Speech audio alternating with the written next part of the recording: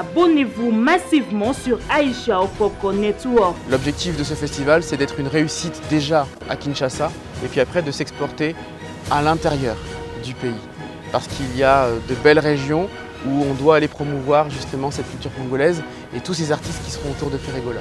Abonnez-vous massivement sur Aïcha Okoko Network. Les fans et les gens qui aiment Ferregola méritent en fait une vraie célébration. Abonnez-vous massivement sur Aïcha Okoko Network. Oui, bakenda ba Côte d'Ivoire na ba festival. Même Charlie Prince. Li banzina yeza art. Aya ko exposer yango awa. Eza festival. Même li banza Charlie wana ya nango awa ndenge ezongala wana. Aya nango na tata Raphaël. Abonnez-vous massivement sur Aïcha Okoko Network. Et puis, tu as 30 minutes ou bien 1 heure de temps, tu as dit que tu as Wangila. Il n'y a pas de festigola. Oh! So, moni moutoua kimi festigola. C'est des faux chanteurs. Oh! Abonnez-vous massivement sur Aïcha Okoko Network. Te biso pe to ya mabe. Muto kobanga muto ate étranger ate na mboko. Biso tout ba yimboka. Muto kobanga muto anani. Comment bino boncho beta ba concert na ba yu arena. Boyo senga muto afani na cha ba date. Muso ko feka che ba date. Apesi bango mo piko ba date. Abeti na ba place ba bandimaki te. Toke na Genève arena carton. Double Adidas arena carton. Ba concert ba to sold out premier artiste congolais la sold out na sol européen. Ezana. Abonnez-vous massivement sur Aïcha Okoko Network. OK, ba pesa organisation na mboka na événement moko boye. Faire participer à participer à la parce que l'organisation au sein de Simbagati. Je suis francophonie. Communicateur francophonie. Je suis un Canada de bi. À certaines semaines, tu vas le rouler. Si vous avez un salaire, abonnez-vous massivement sur Aïcha Okoko Network. Ceux qui voient na tembe, Bobi Miselanga musicien ou Aleki Ferré. Tu as une tata Raphaël à 6h 18h. Ayemba. Tu as un stade Moussou. Tu as calculé na ba.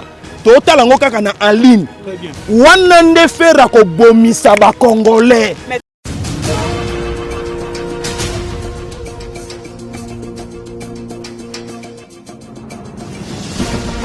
Abonnez-vous massivement sur Aïcha Okoko Network.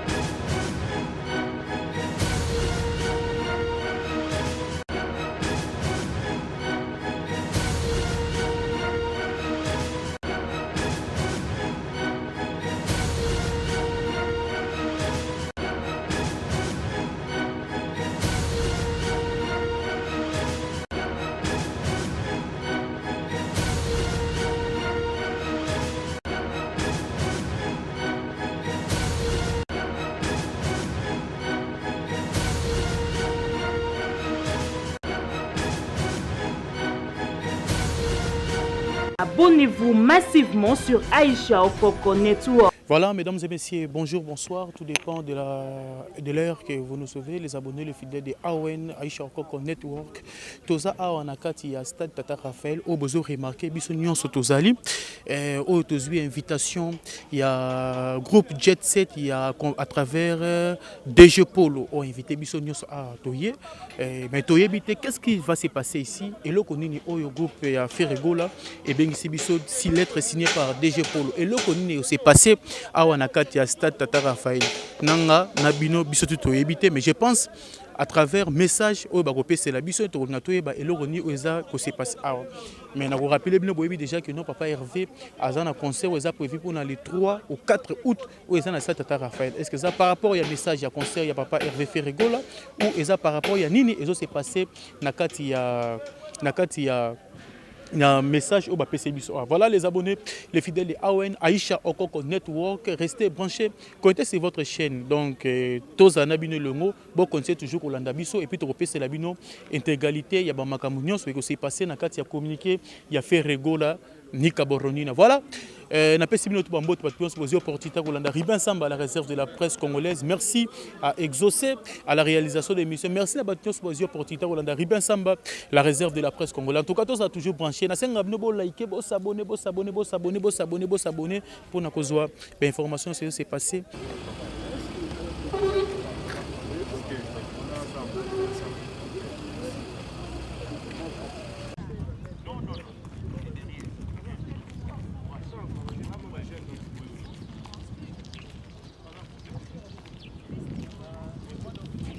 Voilà, il passe. Et ben là, quand on va dire, j'ai un impachi. Je dis, voilà, j'ai deux joueurs,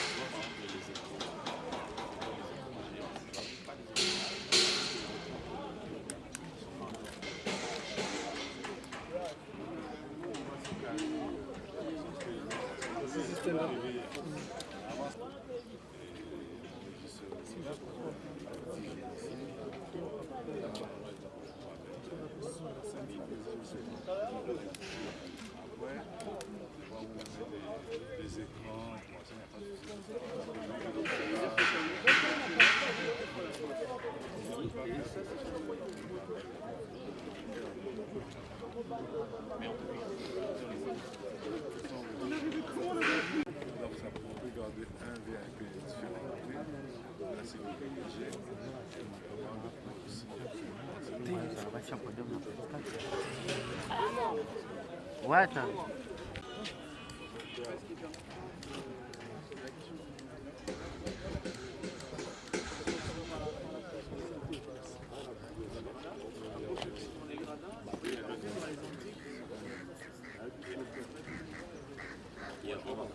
Restons déjà sur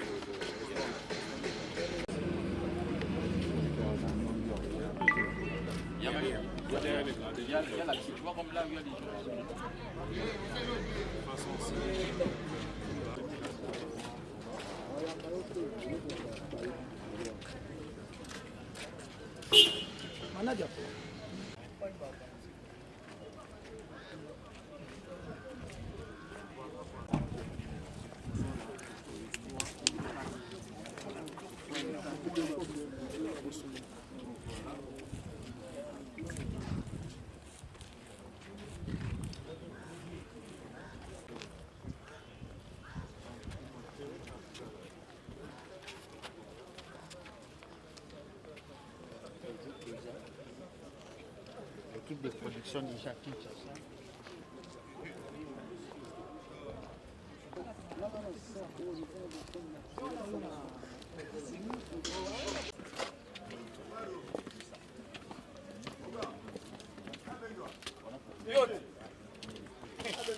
Moukwa Tomolo. Voilà, c'est ici on allait venir. On va sortir Olivier. C'est voici ton terrain qui j'avais fait les plans. La matin. Là c'est bon,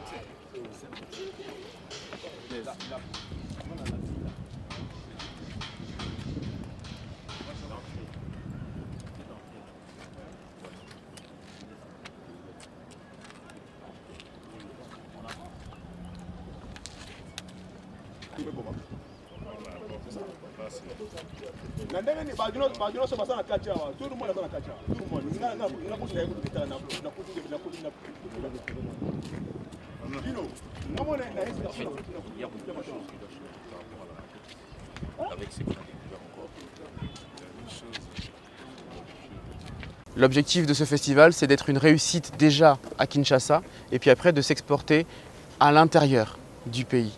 Parce qu'il y a de belles régions où on doit aller promouvoir justement cette culture congolaise et tous ces artistes qui seront autour de Ferregola. Et pourquoi vous avez choisi ces lieux ici, le stade de Tata Raphaël? Ah, pourquoi on a choisi ce lieu? Alors, ça c'est pour toi. Non, on a choisi ici de le faire ici parce que j'ai une histoire avec ce stade. En fin de compte, je suis un ancien boxeur. Et le premier combat que j'ai vu dans ma vie, c'est sur ce stade-là, Mohamed Ali, c'était le premier combat. Donc quand on a parlé avec mon ami de faire le festival, j'ai dit je veux aller dans ce stade-là. C'est pour ça qu'on est là aujourd'hui. C'est un envie que j'ai eu pour le faire dans ce stade-là. Okay. Alors, j'ai seulement ma question. Est-ce que vous êtes le producteur de Adidas Arena? Comment ça s'est passé pour produire l'artiste comme Ferregola dans l'Adidas Arena? C'est une question qui est très spéciale parce qu'on a eu beaucoup de mal à pouvoir pas ferrer, mais en fin de compte, les artistes congolais depuis 2010-2012. En On s'est battu avec Christian pour trouver la date, pour mettre en place. On a eu beaucoup de problèmes des gens qui... Vous savez comment ça se passe. Dans le milieu congolais, vous savez. Et donc on s'est battu, on est arrivé à trouver la date. Quand on a trouvé la date, on a commencé à travailler, on s'est dit, bon, il faut mettre le paquet. On a mis ce qu'il y avait à faire, qui fait que ce n'était pas juste un coup. Vous avez vu où ça nous amène déjà? Ça nous amène ici.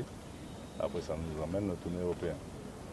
Et après, il y a des grosses dates que je ne peux pas encore vous dire, mais c'est pas juste ça. On est parti pour un bon moment.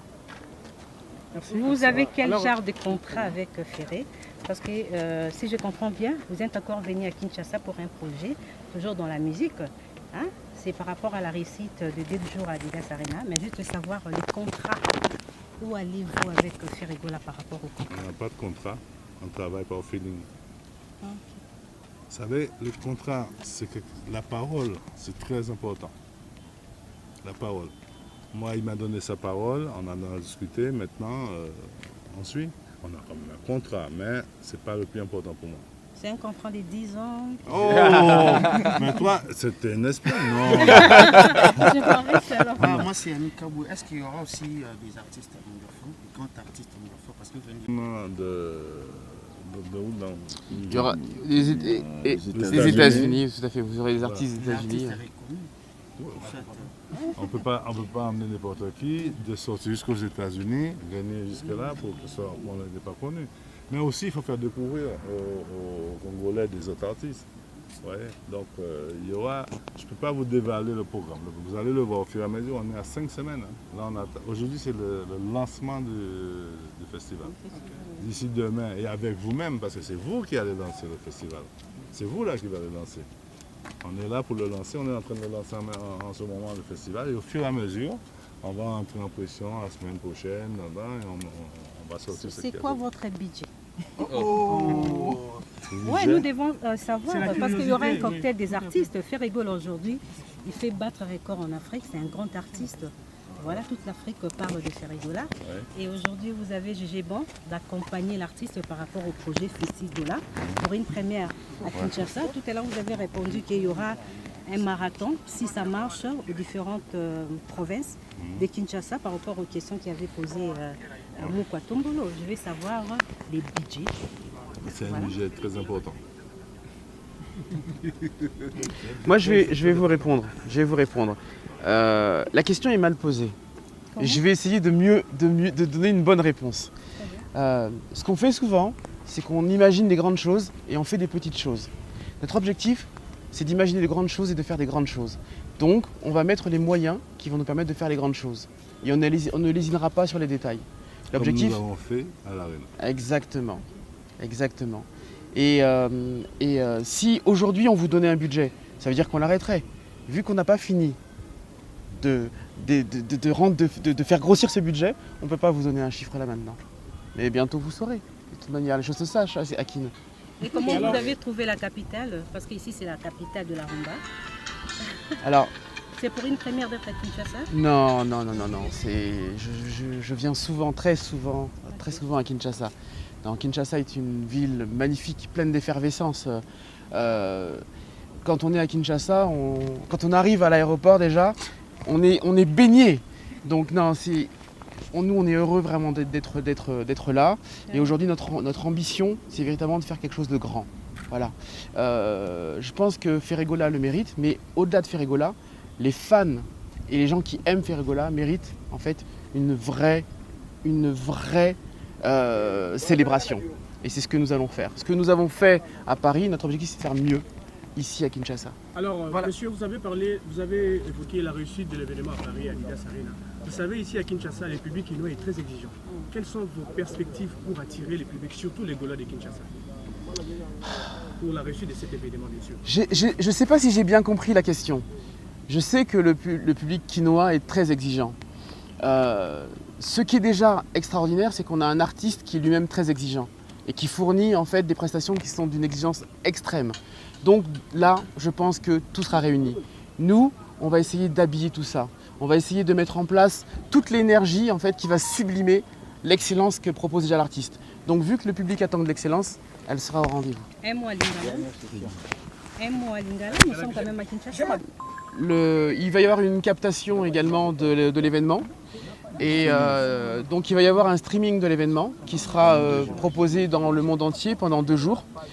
Et aujourd'hui, nous travaillons avec des médias qui sont dans tous les pays d'Afrique de l'Ouest, de la sous-région, pour pouvoir promouvoir en fait ce streaming et faire en sorte que Kinshasa, l'événement de Ferregola, les fans et les Gaulois qui sont autour de Ferregola soient vus dans le monde entier pendant l'événement en direct. Donc vraiment, hein, l'objectif, c'est véritablement de faire quelque chose de grand, comme vous l'avez compris.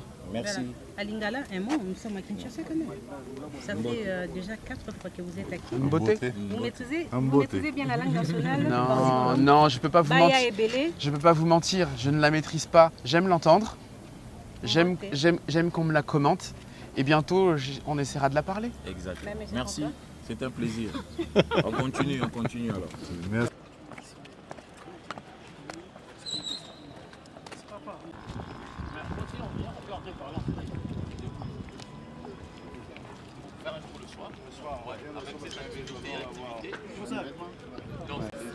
Dans la liste, on va voir ça ce soir, à la réunion, il n'y a pas de souci. Merci. Tu me donneras les détails. Ah ouais. Non mais, on est chez vous, non? C'est bon. Vraiment, d'abord, la capacité, faire Gola, Papa Hervé, Aza Pena na capacité. Nako limité artiste parce que na moni ba capacité na ye na double Adidas Arena, na moni ba capacité na Genève et na mona ba capacité na Stade des Martyrs. Voilà. C'est pour cela azalaki souple. Tant que tu lancé date oyo deux dates toyoki mokile lobby. Ote alandi. Tozongi si ba image. Et donc on s'est appelé en affaire ego la Papa Hervé, bah imaginez ce quoi ils bunda bitumba. Voilà. Boyaki na makambo moko aloka banda ko critiquer biso e makambo moi si boye na boye pas to bimisi buya zapata. C'est-à-dire félicitations. Ezo la kisanini bisika nyoso faire leka atika bilembo. Voilà. Ce qui bolobi azamona suka ya wengete bilembo ezo to ko bimisela bino papa bozonga boye na moni kuna. Ezoinda na mituka. Mama yaka na yo tozala très à l'aise. Très bien. Ah déjà mikanda tout est to signé. Et tika la signature na nga ya suka. Très bien. Na mutu na uto signé te. Ah bon. Voilà. Et tika la signature ya suka ya ngai. D'abord naza pena na sengo ya koloba makambo yo po ngai soko mona kiti place oyo. Eza première descente na ngai. Bana to yoka ki date oyo. Eza ba date omoni date nyonso papa Eva apesa kabiso. Ngana célébraka yango na champagne et soki botalaka ba image to botalaka te date nyonso papa veut soka pesi biso date fona fongola champagne. Oui effectivement kolobate pona mutu mbongo mais na lingi artiste na nga makasi soki bokanisi lisusu bien artiste bo sepela na ba date ndenge zo bimebele boye abeta yemba artiste yebisa ki biso bo alobi ete pona ye azomona akotika musique na 60 ans. Très bien. Na ebisi alobi papa pardon bakisela biso ata 5 ans aboyi alobi te natala nanu na 60 ans parce que musala skonde bandi fois yembela biso fois binela biso et fois sepelisa biso tozoloba boye awa na festigola ekozala boye yaka na nzembo ya fero lingaka koma na papier tombola ye moko mutu fera yebisi ngai bo makambo na oloba bino te batu boyebisa ngai moi mingi boye batu baolanda yo dadi moi boye tout droit batu baolanda yo tolanda bino nde botala na bino boye ngana lingaka ko bouger voilà dadi tokenda c'est-à-dire ndeko na ngai nzembu nyonso ya fere oyo lingaka koma na papier tombola nango ka boye likolo fera ko souffle wana fere na biboye maman pardon soki boana tembe bobi miselanga musicien ou aleki fere to tchai na tata Raphaël à 6h 18h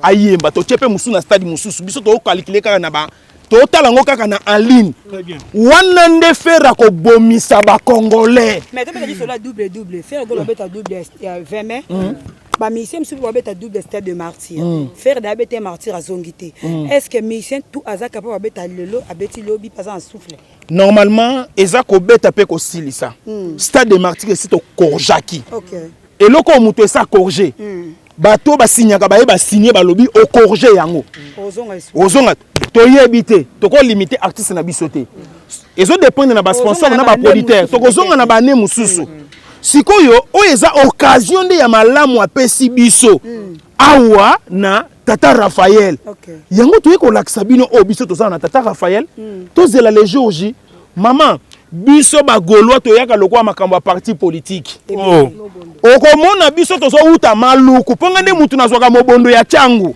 les responsables de tous les changmen nazwi basinga bato nazwi sadi nazwi ba gaulois tout ya côté kuna 5 na memaka 5 communes soko yebaka ngote mama na stade omonaka te to ya makolo ti atozoyemba ka nzembu ici c'est gaulois mais bata maluku pe soki eleki na ebite ba osala ndeni to bongisi déjà nyonso bakolala awa bakolia awa awa eloke kobunga te okozala bien sécurisé mais dadi mais il y a OK voilà soukani faire gola bete asala kite na stade de martyr otozo a Tata Raphaël te faire asala ki nyonso na stade de martyr banzembu nde kokaki te par rapport à album ya beta très bien nyonso asala ki abinaki ayembaki abinisaki batu pe azongisaki biso place musala ngo euta epe ba kulutu na ye c'est-à-dire faire ba place nyonso azoya azokokisa posa ya batu meloko tozozanga azosilisa banzembu te po ba album na ye eza ebele banzembu eza ebele yango na uti ko yebisa bino to tia devoir yo za musicien olobaka oleki faire na koyemba na batu na succès toya on Tata Raphaël tozui faire to kitisi na 6h juste yo pe na stade na yo soki wapi to kitisi yo pe na 6h juste to bandisko c'est dit faire bo pese ka bato asima ye moko zaka care yoka c'est dit ye moko sala care ye moko sala nyonso yoka mama to lo ba makamsu pour na sentiment te peut-être au monde dadi azolo babo ya gagner combien na gagner ba million te mais na vandi na réaliser na comprendre que faire azali kolo pourquoi grand chanteur ayemba kitoko vocal nyonso oyo mutu nyonso aleka na orchestre na ya sala yango faire alongola yango mais andimaka ko pesa pe batu chance tala na Suisse Arena ayembi sibana abini sibana ezalaka rare na Congo ba musicien belé to ba patron belé ya ba orchestre après concert esili tozo luka ba video ya bana nde ba yembaki ba vocal ba voko ezo mona na te te nazalaki ebimi na katika ya privé oui et bien c'est vu na nyonso c'est que na bando sala boata na côté hôtel na filmaka na tindela kabino dadi merci beaucoup question na nyonso ko sala pe en public te na sa pe mutu na sa pe na moi privé très bien dadi question zali ba beza festival rigola ba beza bongo et ça peut concert peu au moins ya réconciliation est-ce que toki ko mona le artiste mususu pe ali ba ko banda bakulutu tino na génération fait na baleka fait to retrouver on na katia stade Tata Raphaël vraiment absence ya makasi on a zo regretter tozaka en absence ya Madilu système Fumu Pakester Pepe Kale Papa Wemba Papa Lutumba Papa Joski Kiamukuta Papa Tabulei ba oyo nde batika mokili nde bango bato baza absent bazo zanga mais oyo nyonso yo yebi bakozala ana festigola ba invitation ezolanda bango moko eza festigola eza nde pona ko sangisa très bien ayi nde ko sangisa gola ne bangisa ba musicien msute koya pour musute koya comme pasi non non nazo koma place wana c'est-à-dire eko sangisa batu nyonso ndenge eza boye ba roga ko uta braza na orchestre na ye mbona ngoku tuzagani ya ye ngo mango tokoyoka ngo na festigola très bien et puis tozape na 30 minutes bien 1 heure d'ité to bongisa ki pona mokonza ba wangila ye pa koyemba na festigola so moni mutu akimi festigola c'est des faux chanteurs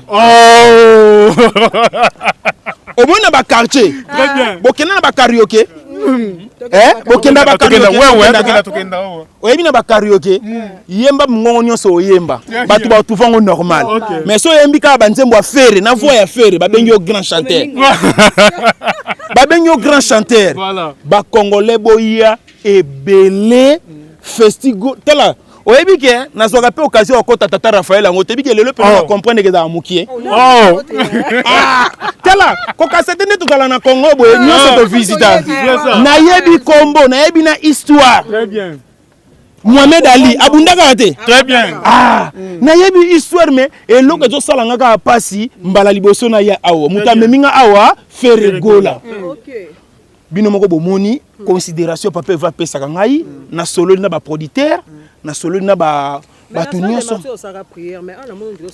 te awa omoni kane na niati awa eza ouverture na kei ba jeune na ke ba prière na koya lisu kozonga na boyi na mbete famille toza na matanga awa ya papa na biso ba route veye mortuel eza lelo ba image okute kokota déjà ba komona soki boko pesa nini ba mona keno baso bongisa déjà pona koya lisu na kei ndako mena zoya kozonga na zoya kozonga siko pona matanga e ko sala bien makasi vraiment na sepeli makasi nzamba pambola bino botika biso te to sala musalo to kenango tina suka voilà merci beaucoup merci voilà merci beaucoup Bogard de la presse tout monde le présence il y a ba organisateur il y a Festigola na mukolo alelo ba message ya cause la nini bref non message ezaka ke non oyo eza mpona mambo ya Ferregola d'abord eza mambo ya mboka tobengisi bayimboka tu baya mpona festival Festigola oyo wapi kozala na août je demanderai presque tous les Congolais baya bazala et puis eza mpona honneur ya mboka ya pas souci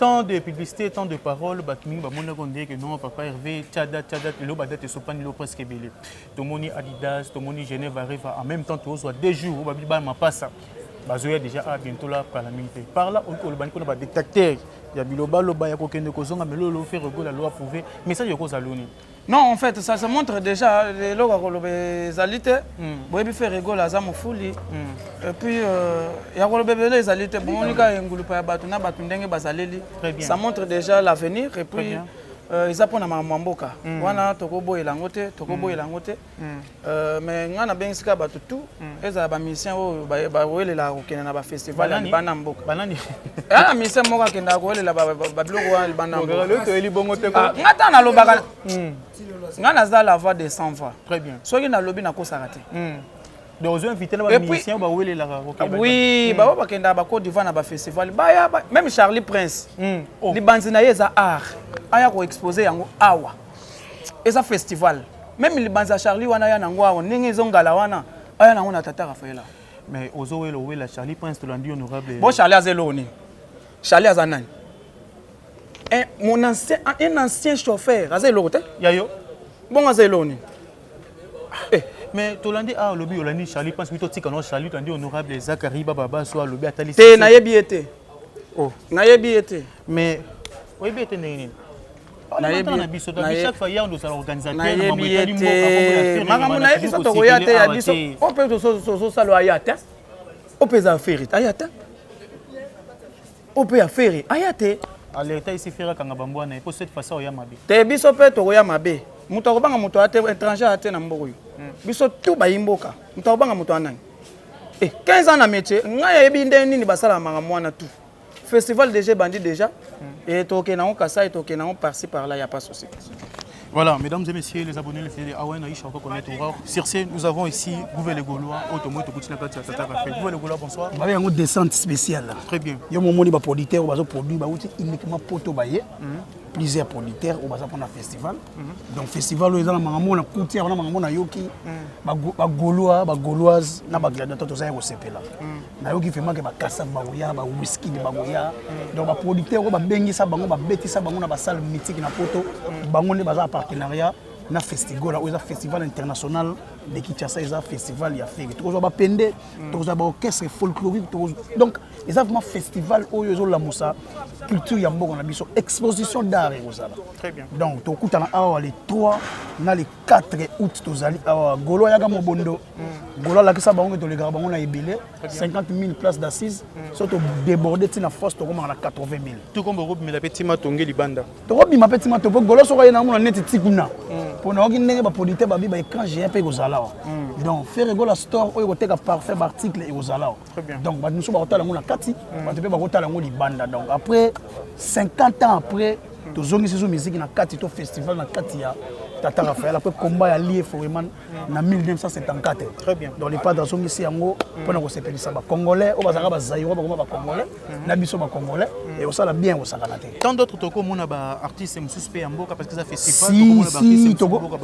ba kibenda ko bazali bogo mona ba bienvenue succès bogo mona pe ba artiste o ba évoluera ba artiste ya ba boma ba artiste ya ba mwanda ba artiste ya ba bandundu oyo bazana nuna ba yebani vraiment te na public moko boye oyo bayebani te na mokili moko oyo otala bango mpo événement oyo kozala diffusé na bachaîne internationale soko fo koteka bango libanda ndenge ekozala donc bato bokomona fama baorchestre bokomona baorchestre folklorique balelimba waguchila donc bokomona vraiment baorchestre kobeta ata orchestre ya mama tiala mwana kufa mais okomona po orchestre na ye ekointerprété banzembo ya mama tiala donc baorchestre ebele kozala awa oyo koya kointerprété banzembo na bango ekointerprété banzembo il y a des grands ou marqués ils sont en musique ya Congo mais à travers Ferrego là donc tout teka donc ça miroir ou teka ba jeune ou ba yebani tena ba to ba yebani pour na teka ba to ba ya to teka festival. Voilà, et ça prévu le 3 au 4 août et journée à l'élo.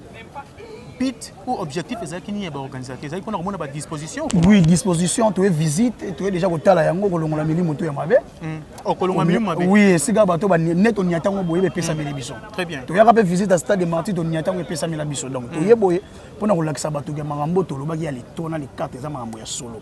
Donc golo esika zali ayi ba za marambo ya solo donc les 3 les 4 to kutama awa. Gouverneur golo attend bato bazo sunga pourquoi bozo poussana chaque zoya bambo zoya boti Genève artiste azo pe maté ba producteur ndaza artiste le plus sollicité actuellement bazo sollicité na ba production bazo sollicité na ba concert à minene eza musala o le pas d'ayekola on nzamba pesa comme les cabo donc soki production mo bimi na date aza libre abeti donc voilà ils attendent aza choisi pour nani bali ko so bato misusu te ngonga na ye parce que peut-être aza meilleur voix peut-être eza question meilleur eza question zo pesa au public ezo senga eza question lelo faire eza référence à musique mbo wana l'homme du moment l'homme à part l'homme du moment ça l'homme du moment banda kota wenge musique 4x4 ba tienze mona vita imana faire lelo zo kumba musique ya Congo loba ngala capitaine a memango jusqu'au bon port a osala oya lobaki eza parce que ba senga ibo cha date un peu bo déborder ba date les cas les faire ba senga ga date c'était so koti na zamba buka ma ebobima kende bala musa ko ya lalité. Oh, comment bien on peut ba concert na ba arena boyo senga muto afani na cha ba date mo siko faire cha ba date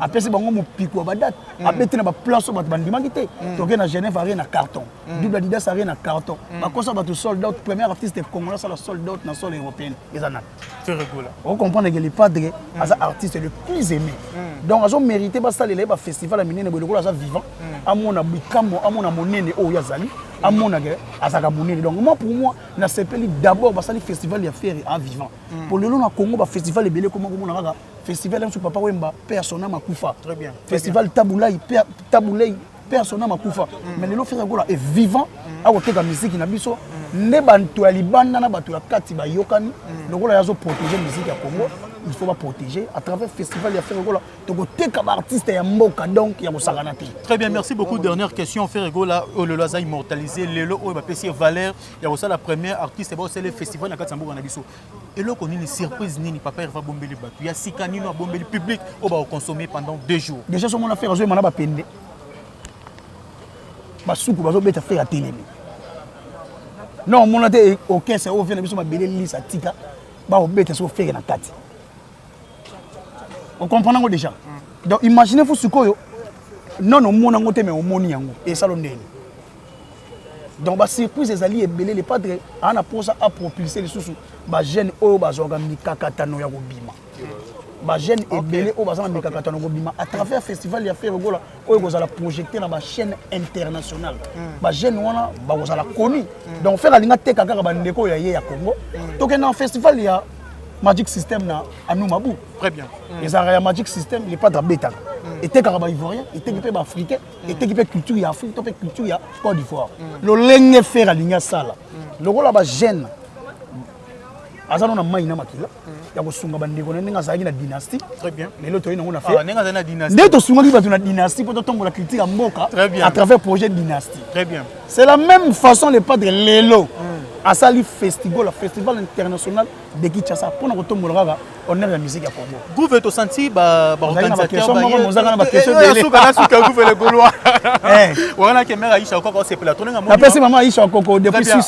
très bien, merci beaucoup. Au senti le lot, au senti organisateur au senti que nous basé congolais. Mais pourquoi toujours choix et aux à côté artiste Ferrego là, artiste bien mais organisateur, pourquoi choix na bango zombie c'est Ferrego là et puis risque il y a des jours. Non, pour le stade Tata Raphaël, déjà net au Gebele boy. Il a risqué pour la Bagoloa. Tous les défis fait au Tchana Mboga va relever. Mais ça on risque était ça que le coup de musique ya Mboga na biso nego mata na kati ya stade Tata Raphaël. Après comment allié Foriman. Et là on fait au sala awa ya ngope ko tika la histoire. Après comment allié Foriman, festival après tika na histoire to pe continue na histoire. Donc ce qui va producteur ya libanda. Na ya kati bazo porter choix na bango pour na faire. Ba la qualité fait la différence. Très bien. Faire azo pesa bango o bazo senga Bagoloa pe bazawa na ba au sala ba sold out. Producteur sera yo produit il faut mbongo ekota. Très bien. Si vous voulez pas débattre concert na Adidas Arena, tu mets ton moment sold out. Très bien. Là les quantités. Double Adidas Arena, là les quantités. Bangela qui Genève Arena m'a bien mais face beta mi plein na kamwe ma. Wana nzambe, même ça nous sera nyatika magona Genève Arena. Yeso bongo la libanga lipa, faire bongo li Genève Arena na sold out. Très bien. Donc rien n'est impossible de pas faire Golo. L'impossible n'est pas Golo, n'est pas faire. Très bien. Donc ce qui va producteur va porter choix na bango pour na faire. Ça choix ya malamu. Très bien. Choix ya qualité. Donc faire ça le rôle à 20. Pour vous nango et on commence à casser. Donc moi pour moi, ma producteur va porter chose sur faire Golo bazo gagner. Donc rentabilité il y a sire. Très bien, merci beaucoup Gouvelle Golo. La personne tout batali ngambote yani kaye ngambote venanga arma centre ville koko pe mbaka ya Liège. Na robo ça ngate venanga Francis Momba les rescapés na peso mboto tali Gouvelle Golo moi joli côté. To na posa bana poto. Ndebo ko koya déjà en mode JO. Ah ouais, il faut benga ba qui te rappelle déjà dans la Pullman. Très bien, OK. Les 13 dans la Pullman, les 14 dans la Shark Club déjà barbecue $50 couple, 50 $20. Très bien. Pour nani na kati ya nini ya hôtel autobeta les 13 Rotana. Ils allaient ça $50 singleton. $250 couple. Très bien. Tous les Gaulois et Gaulois autobeta ngata Rotana. Donc les 13 Rotana soirée VIP, les 14 dans la Shark $20 couple, $50. Merci beaucoup.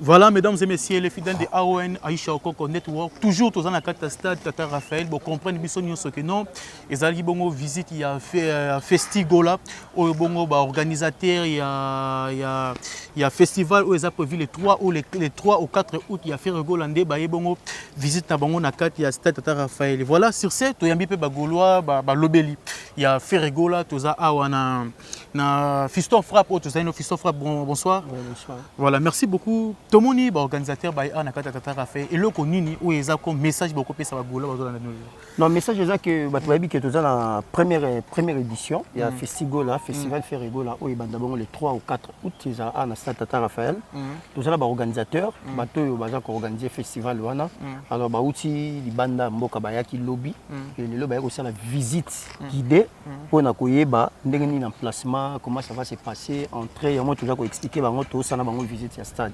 C'est très important parce qu'il faut pas y aller au niveau de ça là.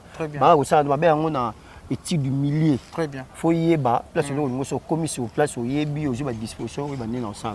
Voilà pourquoi visite na bango tout ça là bango toujours accompagner bango pour hôtel ça bango stade n'engezali et puis ba stade à disposition ni ba podium puis ba blom sur ba stand bani. Très bien, merci beaucoup Fiston Frappe. Tout le monde fait rigoler. Tant de personnes qui non, tout le monde qui Adidas, tout le monde Genève Arena, tout le monde bablo kebele. Mais baba qui ne fait à la liberté. Tant babilo ka beso poussa na papa veut la production ezo sopana net mbula. To wi calamité shark ezali la production zo ya parler au kolo banini. Na ba nuance ba lo ba kino faire à la libo taba date bossa be melelo makambe zo sopana seka pour sopana ko ni rolo ba pona ba bolanda. Non, l'artiste a fait rigoler à ça la makamte pour impressionner batu. Très bien. À ça la makamna au moment opportun et tout ça là on pour intérêt à mboka.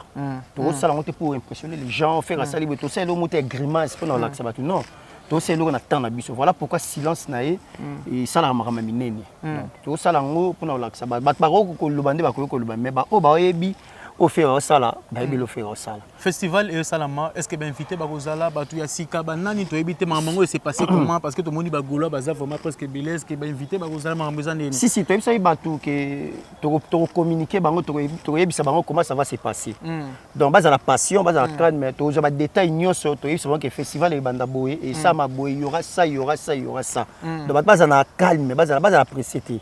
Tu es béni tout ça. Les Kamwanzungo, yo, Christophe, attendez, Nzungu Nzungu est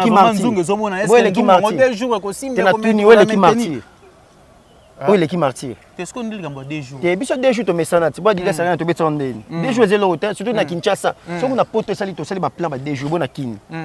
Là c'est to la faire rigoler kundama. Na kata Kinshasa. Oh to robeta na 3 à 4 jours. Biso to ya 5 une semaine plein à plein. Jour pour jour. Lelo pina na yele pina marambo te mais pardon comme na zio na poser ka ba question. Na yela ki yango te. Te moko tata mami ba le misato. Na na ve na nga baba solo ba très bien. Azo martelo ibisa faire akanga bambwana. Akanga mbwana ye wana zare baba sabi cette fois soka ye akoyoka mutu te. Fera ye bagaza we raté. J'ai ba menacera na aéroport et ça ba menace. Azong simo fera kanga bambwana so disait ba communiquer parce que ye mta créer indusa pour ba communiquer bazalo na kati ya monde musical. La réponse n'a pas ça. Mais lui réponse n'a pas ça. Eh bien. Faire ça quand moi ne paye pas mi kanga. C'est que pas en bois, pas mi kanga. Baba so en bois. Bois bien ba faire bambou ndeni. Ah oui parce que la rappela faire façon en classe. Et ça la bino passe. Des besoins en les lobo. Na tuna zon a tiki neni. Faire zon a tiki pour ça ni. Zon a tiki pour ça ni. Connaissance. Connaissance pas ça nan ministre, président de la République. Yemono ça quand même tatang ba tiki ngazanani. A subtil le na journalisme. Analyse. Député provincial. Tu as député de analyse. Un député comme ça va bloquer ça là. Député faut se respecter. Ça n'a rien à yo. Ba bengo honorable. Faut honorer yo. No niveau là député vous analyse youtubeur. Siko. Tant de fois na carte République comme yé muta gérer na kuna sur le plan communiquer ya culture. Tant que fois yé ba on PC organisation faire noter na vie na autikala jamais cause à la participant na carte magambo. Tant que yé ba PC organisation na mboka na événement moko boye. Faire participer à participer à monter parce que l'organisation au sein de Simbagati. Yazakari. Ma personne est francophonie. Communicateur francophonie. Sur un canal de bi. À certaines semaines tu vas l'ongola. Sur que l'on a au salaire ma lame au faire fazal. Faire assurer, faire le logo assurer. Faire aux années place le logo assurer va organiser moi yé. Ouais faisait carré zakar le indi qui est zone tout quoi. C'est comme ça faire ça. Attention faire yata. Donc c'est clair. Très bien, merci beaucoup Christophe. Nous continuons toujours aux interviews na Christophe et pour nous toujours sur la situation Yindousa, il y a Tata Raphaël toujours. En tout cas, merci beaucoup. Nous continuons toujours visiter na organisateur comment est-ce que en tout cas merci beaucoup Christophe. Merci beaucoup. Voilà les abonnés les fidèles de Awen Aïcha Okoko Network, nous sommes arrivés à la fin. Vous comprenez directement que non, ils allaient qui bongo visite il y a organisateur il y a festival là oyo ba qui pour visiter stade Tata Raphaël comment place oyo artiste Ferregola à sa production les 3 au 4 août où ils ont prévu bongo ils qui bongo question il y a roya ko visiter ko landa comment est-ce que makambe ko salama événement ko le kandeni place ni ko placer podium est-ce que c'est s'est passé voilà to landi biso na bino to comprendre le message to landi gouverner gaulois ba lui ba tebele parce que ba intervenir voilà merci beaucoup exaucé merci à madame Aïcha Okoko pour l'opportunité merci na bat nyonso bazu opportunité ko landa Ribin Samba la réserve de la presse congolaise restez branchés sur votre chaîne Awen Aïcha Okoko Network je vous dis au revoir.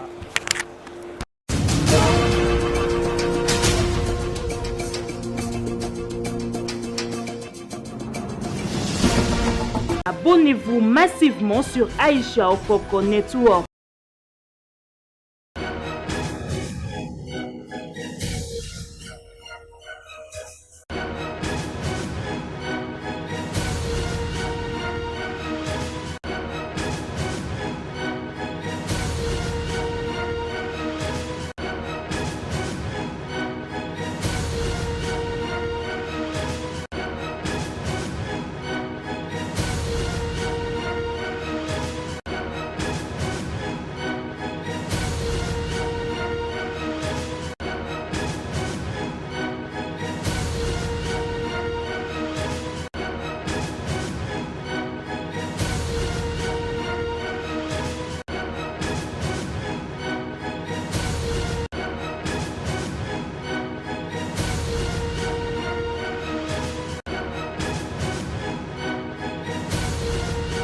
Abonnez-vous massivement sur Aïcha Okoko Network.